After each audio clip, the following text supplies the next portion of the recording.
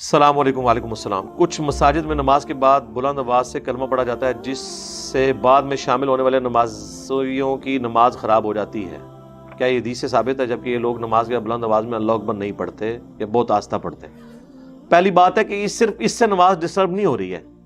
مجھے بتائیں جن مساجد کے اندر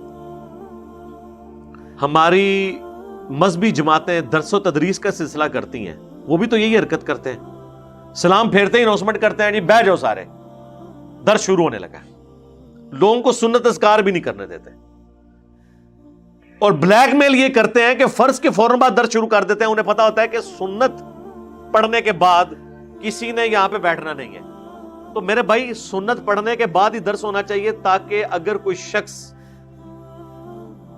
درس سننے والا ہے تو وہ اپنے شوق سے بیٹھے۔ یہ کون سی زبردستی ہے کہ مغرب کا سلام پھرتے ہی آپ نے درس جو ہے وہ کرنا شروع کر دیا؟ آپ اناؤنسمنٹ کریں اور وہ بھی کوشش کریں کہ نماز سے پہلے کر دیں، چلے نماز کے فوراً بعد بھی کرنی ہے، ایٹ لیسٹ لوگوں کو نماز مکمل کرنے دیں، اس کے بعد کہیں گے جی سنت اور نوافل کے بعد درس ہوگا، جسے شوق ہے تو بیٹھے۔ زبردستی آپ لوگوں کو درس سنانا چاہتے ہیں، اور جو کچھ یہ حشر نشر کرتے ہیں اعتکاف والوں کا، وہ بیچارہ کوئی ٹائم نکال کے 10 دن کے لیے معتکف ہو ہی گیا ہے، تو اعتکاف میں تو خیمے لگتے ہیں۔ خیمے کا مطلب یہ ہے کہ آپ نے کوشش کرنی ہے کہ انڈیویجول آپ وقت اللہ کے ساتھ گزاریں۔ یہ فجر میں بھی درس، ظہر میں بھی درس، عصر میں بھی درس، اور اعتکاف والوں کو تو لوگ اس طرح دیکھ رہے ہوتے ہیں جیسے انہیں ہم نے ہائر کیا ہے 10 دن کے لیے پیسے دے کے کہ انہوں نے ہمارا درس ضرور سننا ہے۔ یہ کون سی زبردستی ہے؟ ان کی مرضی سنیں نہ سنیں، اتنے زیادہ درس کیوں؟ بخاری اور مسلم دونوں میں حدیث ہے، عبداللہ ابن مسعود رضی اللہ تعالیٰ عنہ کہتے ہیں جب ان سے کسی نے کہا کہ حضرت آپ بڑا اچھا درس قرآن دیتے ہیں، روزانہ دیا کریں، انہوں نے فرمایا تم اکتا جاؤ گے، میں تو شاہی کوئی نہیں، یہ بریکٹ میں اللہ کے نبی علیہ السلام بھی ہمیں روزانہ درس نہیں دیتے تھے کہیں ہم اکتا نہ جائیں، ہفتے میں 1 دن درس دیتے تھے، جمعرات کے دن۔ اور دیکھ لیں مجھے بڑے لوگوں نے پچھلے 10 سال میں زور لایا جی 2 دن کر لو 3 دن، میں کہ نہیں بھائی 1 دن ہی، اور وہ بھی ہم نے لوگوں کی سہولت کا دن ڈھونڈا ہوا ہے، اتوار جو ہمارا ویکینڈ ہے، کالجز کے لیے، یونیورسٹیز کے لیے، ایون کام کاج کرنے والے لوگوں کے لیے بھی پہنچنا آسانی ہے۔ تو اس طرح کی زبردستی نہیں ہونی چاہیے، درس میں بھی اس طرح کرتے ہیں۔ رہ گیا یہ کلمہ پڑھنا، اس حوالے سے اگر آپ جائیں گے تو عام لوگ تو آپ کے اوپر سیدھا فتویٰ لگائیں گے۔ جب آپ ان سے پوچھیں گے نا آپ یہ کلمہ اونچی آواز سے کیوں پڑھتے ہیں، وہ کہیں گے آپ کلمے کو نہیں مانتے، کیا گناہ کا کام کر رہے ہیں؟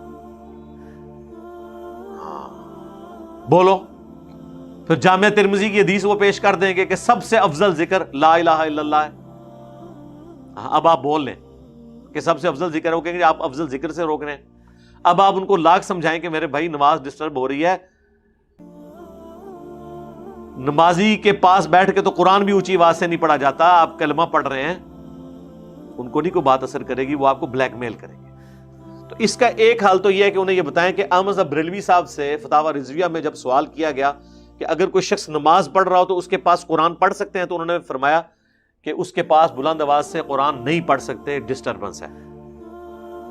اور آپ کو مزے کی بات بتاؤں، احمد بریلوی صاحب کا مزار انڈیا بریلی میں ہے، ان کے مزار کے ساتھ جو ایڈجسنٹ مسجد ہے جہاں ان کی اولاد میں سے لوگ بیٹھ کے گدی نشین ہے، اس مسجد میں نماز کے بعد بلند آواز سے کلمہ نہیں ہوتا۔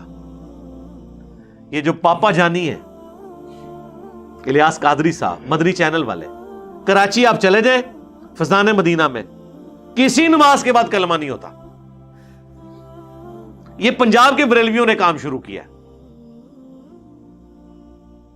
آپ اندازہ کریں، اور اس طرح کیا کہ آپ کوئی نہ پڑھے تو اسے وہابی کہتے ہیں، اور کو تھوڑے بہت علم والے ہوں گے وہ کہیں گے جی وہ مسلم شریف میں موجود ہے بلند آواز سے لا الہ الا اللہ کا ذکر،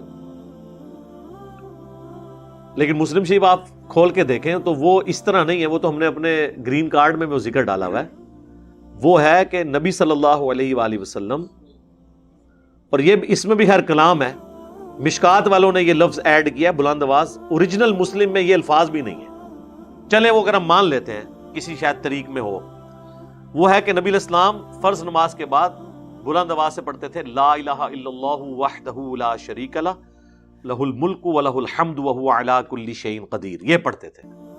یہ جو یہ رالا کے پڑھتے ہی جاندے نے نا لا الہ الا اللہ، اس طرح کوئی بلند آواز سے پڑھ لے لا الہ الا اللہ وحدہ لا شریک لہ، 10 سیکنڈ میں ختم ہو جائے گا, جان چھوٹ جائے گی. یہ تو 1 منٹ تک لگے رہتے ہیں, تو پلی وہاں سے لیتے ہیں, حالانکہ وہ والا ذکر اس طرح نہیں تھا. اور پھر بخاری اور مسلم جو دونوں میں ذکر ہے, عبداللہ ابن عباس کہتے ہیں نبی علیہ السلام کے فرض نماز کا مکمل ہونا میں تکبیر کی آواز سے پہچانتا تھا. یعنی نبی صلی اللہ علیہ وآلہ وسلم سلام پھیرنے کے فوراً بعد کہتے تھے اللہ اکبر. اس سے تو کسی کی نماز ڈسٹرب نہیں ہوتی, بلکہ اتنی دیر میں تو جو بندہ جس کی رکعت چھوٹی ہوتی ہے وہ تو اپنے قیام تک بھی نہیں پہنچا ہوتا. اور پھر آپ آہستہ آواز میں 3 دفعہ پڑھتے تھے. صحیح مسلم کے الفاظ ہیں, بخاری مسلم میں تو تکبیر ہے اور مسلم میں ہے. اما عائشہ کہتی ہیں کہ نبی صلی اللہ علیہ وآلہ وسلم نماز پڑھانے کے بعد قبلہ رخ سے اپنا چہرہ انور اس وقت تک نہیں پھیرتے تھے آڈینس کی طرف, مقتدیوں کی طرف, جب تک کہ آپ یہ الفاظ نہ پڑھ لیں استغفر اللہ استغفر اللہ استغفر اللہ اللہم انت السلام ومنک السلام تبارکت ربنا وتعالیت یا ذا الجلال والاکرام. تھوڑے بہت الفاظ کے فرق سے مل جاتا ہے, تبارکت یا ذا الجلال والاکرام. اس کے بعد آپ رخ انور مقتدیوں کی طرف کر لیتے تھے. یہ سنت الفاظ, وہی ابن سنان تابعی کا قول ہے کہ جب کسی قوم میں بدعت آتی ہے تو سنت اٹھا لی جاتی ہے. اور بدعت کے لیے ضروری نہیں ہے کہ کوئی برے الفاظ ہوں تو وہ بدعت ہوں گے. یہ بدعت ہی ہے نا کہ ایک ذکر آپ نے تعلیم نہیں فرمایا اور آپ کر رہے ہیں. اب آپ کہیں گے آپ ذکر کو بدعت کہہ رہے ہیں, جی اس کو تو چھوڑ دیں. اس سے بڑی بات, اگر کوئی فجر کے 2 کی بجائے 4 فرض پڑھے تو جو 2 فالتو پڑھ رہا ہوگا ہم اسے کیا کہیں گے؟ بدعت. دین میں نئی چیز جو صحیح مسلم میں حدیث ہے, اما بعد فإن خیر الحدیث کتاب اللہ وخیر الہدی ہدی محمد صلی اللہ علیہ وآلہ وسلم وشر الامور محدثاتها وکل محدثۃ بدعہ وکل بدعۃ ضلالہ وکل ضلالۃ فی النار. کچھ الفاظ سنن نسائی اور ترمذی میں. آگاہ ہو جاؤ سب سے بہترین کلام اللہ کی کتاب ہے, سب سے ہدایت یافتہ راستہ محمد صلی اللہ علیہ وآلہ وسلم کا ہے. بدترین کام وہ ہیں جو دین میں نئے داخل کیے جائیں, اور اس طرح کے تمام کام گمراہیاں ہیں, بدعتیں ہیں, اور تمام بدعتیں گمراہیاں ہیں, اور تمام گمراہیاں دوزخ میں لے جانے والی ہیں. یعنی وہ الفاظ بھی بدعت ہیں جو حضور کی اجازت کے بغیر داخل کیے جائیں. بخاری مسلم دونوں میں حدیث ہے, نبی علیہ السلام نے ایک صحابی کو دعا تعلیم کی وضو کے بعد. اس میں الفاظ تھے بِنَبِيِّكَ الَّذِي أَرْسَلْتَ, میں ایمان لایا اس کتاب پر جو تیرے نبی کے ساتھ نازل ہوئی. انہوں نے نا سپرلیٹو ڈگری لگا دی, اور جب انہوں نے وہ دعا پڑھی تو انہوں نے پڑھ دیا بِرَسُولِكَ الَّذِي أَرْسَلْتَ. رسول تو سپرلیٹو ڈگری ہے, انبیاء تو آلموسٹ. مسند احمد میں حدیث ہے, مشکات میں بھی ہے, اس کے صحت میں کلام ہے لیکن کچھ محدثین اسے صحیح سمجھتے ہیں کہ 1,24,000 پیغمبر آئے جن میں سے 315 رسول تھے. رسول صرف 315 ہیں اور انبیاء کتنے ہیں؟ 1,24,000.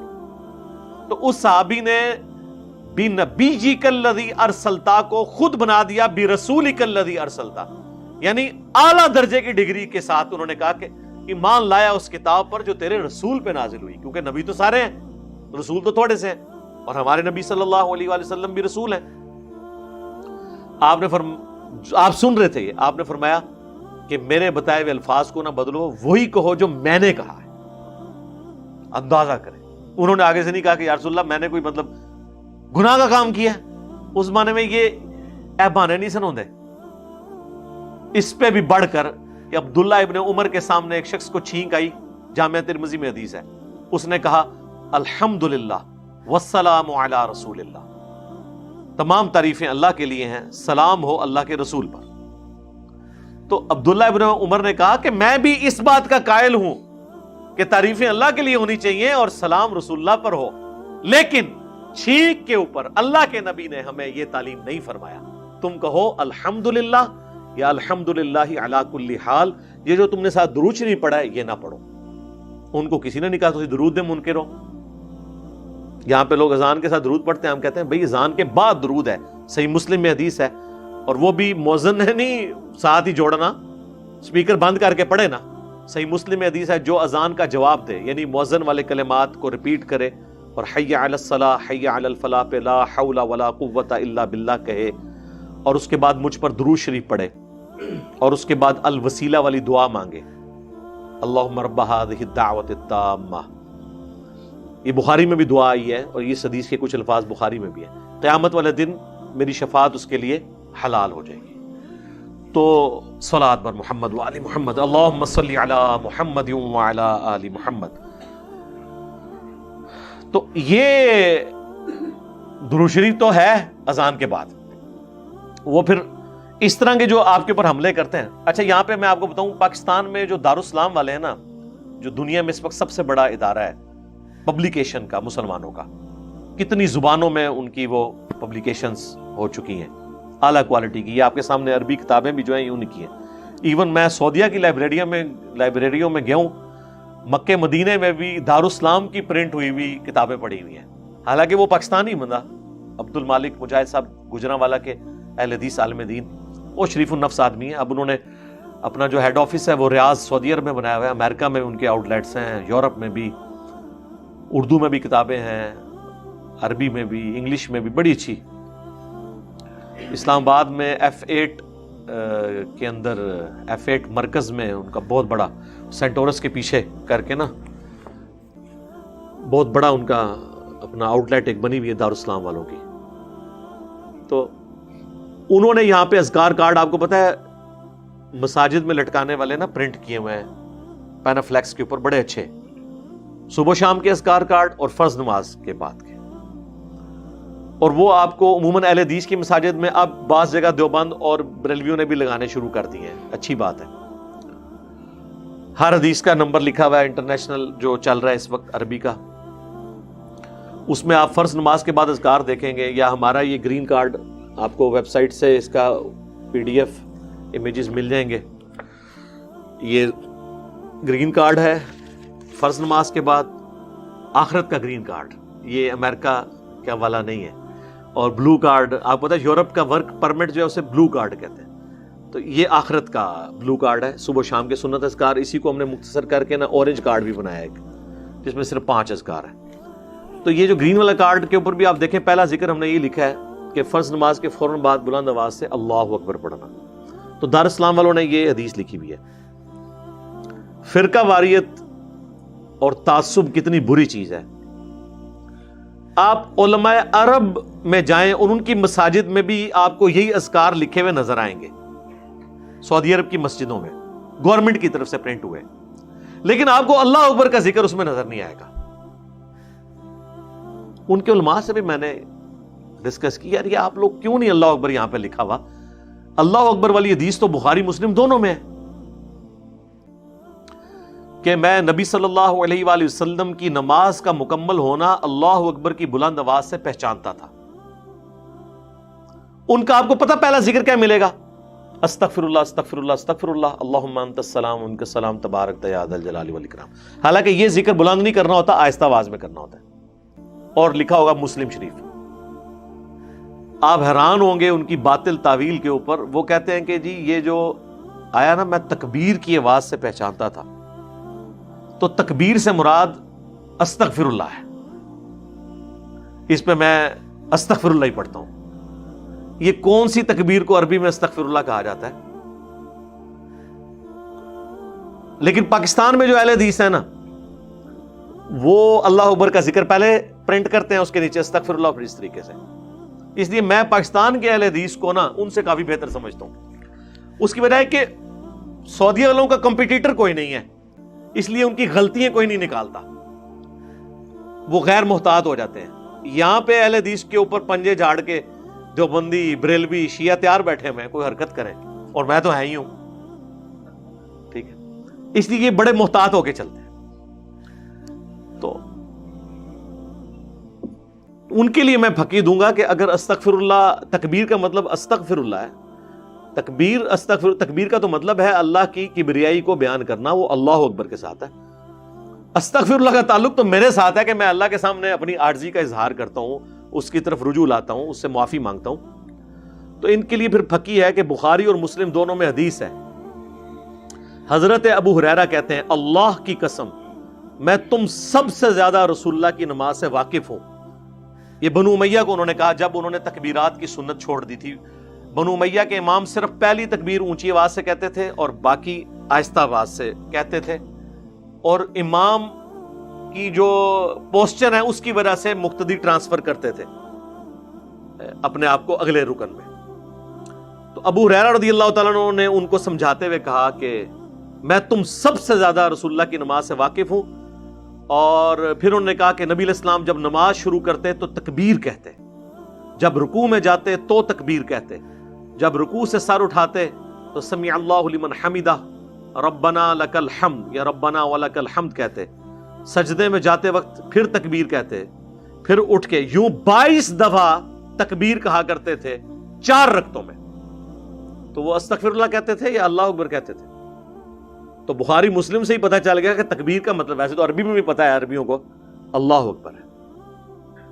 صحیح بخاری میں آتا ہے کہ ابن عباس کے پاس اکرمہ تابعی آ کے کہتے, تو عبداللہ ابن عباس کہتے ہیں تیری ماں تجھے روئے, یہ تو ابو القاسم کی سنت ہے صلی اللہ علیہ وآلہ وسلم. اب یہ آپ بخاری کی حدیث پڑھیں تو بندہ پریشان ہوتا ہے کہ اس زمانے میں اکرمہ جیسا اتنا بڑا تابعی, اور وہ آ کے شکایت لگا رہا ہے کہ مسجد میں ایک ایسے شخص نے نماز پڑھائی ہے, اور وہ جو شارحین ہیں انہوں نے لکھا ہے کہ حضرت ابو ہریرہ کے پیچھے وہ نماز پڑھ گئے. اور اس زمانے میں لوگوں کو یہ پتہ ہی نہیں ہے کہ 22 دفعہ اللہ اکبر کہنا ہے. آج تو ہمارے چھوٹے سے بچے سے بھی پوچھے نا کہ گن بیٹا, جب آپ ظہر کی عصر کی نماز پڑھنے جاتے ہو تو کتنی دفعہ اللہ اکبر امام کہتا ہے؟ تو یہ صحابہ کے زمانے میں کون سی افتاد ٹوٹ پڑی تھی سرکار کہ جو یہ سنت اٹھ چکی ہوئی تھی. پھر کہتے ہیں بنو امیہ کا ذکر ہر جگہ آ جاتا ہے. کام ہی ڈا پایا بنو امیہ نے. آپ بخاری مسلم کی احادیث کو سمجھ نہیں سکتے بنو امیہ کے بغیر. اسی چیپٹر میں میں امام ترمذی کی جب حدیث پڑھتا تھا نا, یہ بخاری مسلم میں بھی ہے اور ترمذی والوں نے بھی لی ہے کہ حضرت ابو ہریرہ وفات تک کہتے ہیں میں نے حضور کو اس طرح نماز پڑھتے ہوئے دیکھا ہے. بیسیکلی بنو امیہ کہتے تھے تسی کیڑی نماز کٹ لئی ہے. تو امام ترمذی اس کے بعد کامنٹس کر کے کہتے ہیں کہ یہی طریقہ ہے حضرت ابوبکر کا, عمر کا, عثمان کا, علی کا. میں کہتا تھا یار یہی طریقہ ہونا چاہیے, ہمیں تو پتہ ہے. وہ امام ترمذی بیسیکلی اب ظاہر ہے وہ ڈھکے چھپے الفاظ میں کنوے کر رہے تھے کہ کام کسی اور نے ڈالا ہے. خلفائے راشدین تک تو یہی تھا, یہ بعد میں بدلی. اور یہ بھی آپ کریڈٹ دیں مولا علی کو, ورنہ یہ سنت بھی امت سے اٹھ جاتی. بخاری اور مسلم دونوں میں حدیث ہے, عمران بن حسین, یہ سواد کے ساتھ حسین, ایک سین کے ساتھ ہے نا, جو حسین ابن علی ہیں, ایک سواد والا حسین, جلیل القدر صحابی ہیں اور بڑے آؤٹ سپوکن. بخاری مسلم میں آتا ہے نا کہ جب حج تمتع پہ حضرت عمر نے پابندی لگائی تو وہ کہتے تھے یہ ایک شخص آیا ہے جس نے یہ کام کیا, اللہ کے نبی نے تو حج تمتع کو منع نہیں کیا بلکہ جاری کیا. مسلم شریف میں تو بڑی تفصیل کے ساتھ حضرت عمر کے اوپر یعنی وہ نکیر کرتے تھے اس مسئلے میں. اور مسلم شریف میں موجود ہے کہ یہ وہ صحابی تھے جن کو فرشتے سلام کیا کرتے تھے, یہ ان کی کرامت ہے, وہ فرشتوں کے سلام کی آواز سنا کرتے تھے. پھر کہتے ہیں میں نے داغ لگوایا ایک بیماری کے لیے. داغ لگانا اگرچہ جائز ہے لیکن نبی علیہ السلام کی حدیث ہے بخاری مسلم میں, صحیح بخاری میں, کہ 3 چیزوں میں شفا ہے, شہد میں, حجامہ کروانے میں جسے کپنگ یا پچھنے لگوانا کہتے ہیں, اور تیسرا داغ. لیکن میں امت کو منع کرتا ہوں داغ لگانے سے, لیکن یہ منع کرنا حرام کے درجے میں نہیں ہے. صحیح مسلم میں حدیث ہے ایک صحابی کا خون نہیں رک رہا تھا تو نبی علیہ السلام نے اسے خود داغ دیا رکوانے کے لیے. وہ ظاہر داغ میں کیا ہوتا ہے کہ وہ گرم کر کے ایک سلاخ یا نیزے کی جو نوک ہے اسے لگاتے ہیں نا, تو وہ پھر اس جگہ سے گوشت جل جاتا ہے اور وہاں سے خون رسنا بند ہو جاتا ہے. آج کل تو ماڈرن آپ کو پتا ہے الیکٹرک داغ دینے والی آ گئی ہیں انسٹرومنٹس. اس وجہ سے آپ دیکھیں بڑے آپریشنوں میں بھی آج سے کچھ عرصہ پہلے تک تو بائی پاس میں کہتے تھے جی اتنی بوتلیں 22 بوتلیں لے کے آ جائیں. اب نہیں بوتلیں مانگتے وہ, کیونکہ خون کو روک لیتے ہیں وہ. تو وہ کہتے ہیں میں نے داغ لگوایا, صحیح مسلم کے الفاظ ہیں, اس کے بعد فرشتوں کا سلام مجھے آنا بند ہو گیا. پھر میں نے اللہ کی طرف رجوع لایا, پھر سلام آنا شروع ہو گیا. یعنی میں آپ کو بتا رہا ہوں یہ کتنا تگڑا صحابی ہے, صاحب کرامت صحابی جو فرشتوں کی آواز سنتا تھا. ان کے بارے میں بخاری اور مسلم دونوں میں حدیث ہے, جنگ جمل کے بعد جب بصرہ کلیئر کیا مولا علی نے اور انہوں نے نماز پڑھائی تو سلام پھیرنے کے بعد وہ تابعی کہتے ہیں کہ حضرت عمران ابن حسین نے میرے زانوں پہ یوں ہاتھ مار کے کہا کہ آج علی نے مجھے وہ نماز یاد کروا دی ہے جو ہم رسول اللہ کے پیچھے پڑھا کرتے تھے. رسول اللہ صلی اللہ علیہ وآلہ وسلم ہر اٹھک بیٹھک پہ اللہ اکبر کہا کرتے تھے اور رکوع سے اٹھتے وقت سمیع اللہ لمن حمیدہ. اب میرا ایک معصومانہ سوال ہے, ابھی تو حضرت معاویہ منظر عام پہ بھی نہیں آئے ہیں, حضرت علی کا دور خلافت ہے, تو یہ نماز کا حلیہ کس نے بگاڑ دیا تھا؟ بنو امیہ کے گورنروں نے, حضرت عثمان کے گورنروں نے, جو ان کی شہادت کا سبب بھی بنے. اس پہ میری ویڈیو دیکھ لیں, حضرت عثمان کیوں شہید ہوئے رضی اللہ تعالیٰ عنہ علیہ السلام. حضرت علی نے نماز سیدھی کروائی ہے آ کے, اور یہ بخاری مسلم ہے, مولانا شریف نہیں ہے. اب یہ حدیثیں جب تک آپ کو نہ پتا ہو کام کس نے ڈالا, کیوں ڈالا, کس نے دین سے نکالا, وہ جس طرح ہمارے ایکس پرائم منسٹر صاحب مجھے کیوں نکالا, تو کس نے دین میں سے دین کو نکالا؟ بنو امیہ نے. یہ آپ کو نہ پتا ہو تو آپ یہ بخاری مسلم کی حدیثیں بھی نہیں سمجھ سکتے کہ کیوں ابو ہریرہ کہہ رہے ہیں میں سب سے زیادہ نماز جانتا ہوں, حضور اللہ اکبر کہہ کے نماز کو چلاتے تھے. عمران بن حسین کہہ رہے ہیں آج علی نے وہ نماز پڑھائی ہے جو میں رسول اللہ کے پیچھے پڑھتا تھا. یعنی اتنے عرصے تھے رسول اللہ والی نماز اٹھ چکی ہوئی تھی. تکبیرات کی سنت, صرف پہلی تکبیر اونچی ہوتی تھی, امام کہتا تھا اللہ اکبر, پھر جب امام رکوع میں جاتا تھا تو ظاہر ہے پہلی صاف والوں کو تو نظر آ رہا ہے وہ بھی رکوع میں جاتے ہیں, جب پہلی والے جاتے تھے تو دوسری میں بھی چلے جاتے تھے, اینج کر کے کام پا کے ٹوٹ جاتے تھے. میرا ویسے اپنا گمان ہے, میں نے کہیں پڑھا نہیں, ہوتا ہے حضرت عثمان چونکہ 72 ایئرز کی عمر میں خلیفہ بنے ہیں, تو اس اتنی بڑی عمر میں بعض اوقات انسان زیادہ اونچی آواز میں تکبیر نہیں کہہ سکتا. ہو سکتا ہے وہ پہلی والی بہت اونچی کہتے ہوں, دوسری والی تھوڑی آہستہ کہتے ہوں, اور زیادہ یعنی اسپیکر بھی نہیں تھا, اس کی وجہ سے پہلی صف تک آواز آتی ہو, دوسری تک تو نہیں آتی ہوگی. ابھی بھی یار آپ رائے میں چلے جائیں, 60-70 ہزار بندہ نماز پڑھ رہا ہوتا ہے اسپیکر کے بغیر, دعا اسپیکر میں, مولویوں کی تقریریں اور کہانیاں اسپیکر میں, اور نماز آتا ہے اسپیکر بند, اور مکبر کھڑے کیے ہوئے. مکبر بھی آپ کریں, سعودی عرب میں مکبر بھی کھڑا کرتے ہیں, وہ بھی سنت ہے. اسپیکر ضرور ہونا چاہیے, مکبر بھی ہو, کوئی خرابی آ جاتی ہے. ویسے تو اب وہ مسئلہ بھی گورے نے حل کر دیا ہے, یو پی ایس پہ آ گیا ہر چیز, وہ بھی کوئی نہیں چانس رہے. تو میرا خیال ہے حضرت عثمان شاید اس طرح کرتے ہوں تو باقی گورنر کہتے ہوں کہ جی اسی تے پڑھی سی چوتھی صاحب سانو تو آواز نہیں آئی, پہلی آندی سی اونچی آواز, لہذا سی اس طرح ہی. تو اس طرح ایک بڑا کوئی اس طرح کا سلسلہ کرتا, پیچھے والے لوگ اس طریقے سے پھر نہ بغیر دلیل کے چلنا شروع کر دیتے ہیں.